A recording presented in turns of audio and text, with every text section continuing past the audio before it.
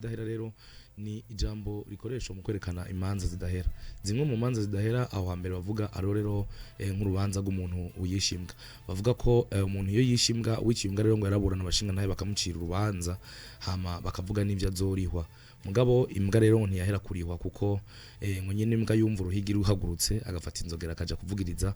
kumuhana canke kwirembo y'uwamwiciye yantozo yiwe. Nawe rero ngo yaca amenya ko iyo ndendezo ivugirijwe yacaza nico abonye cyose ari inka ari ntungwa ari isuka canke umuringa canke nikireze wawunda agataha uruhigiri ruramutse rero akibuka kandi kwimbwa yiwe yacagaruka kuri harera imbwa nivyagira iherezo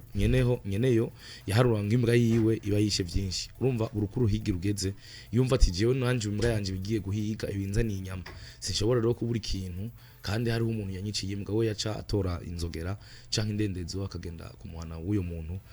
kugira kumbure ashobore rero kurondera ivimbwa yiwe yo murondere niho rero hanavuye n'imvugo no munsi rero bavuga ngo ni babanzira idahera bashaka gusigura urubanza rutigira ruhera hagati y'abantu babiri kuko hari umuntu mutanguye kuburana wakubwira ati je tuzoburana na mpaka uno mwuzukuru azoruburana no mwuzukuru azoruburana ugasanga uno munsi ko muraheza imyaka n'iyindi abantu bariko baraburana imanza z'imiryango. Kazoza FM, be your own boss.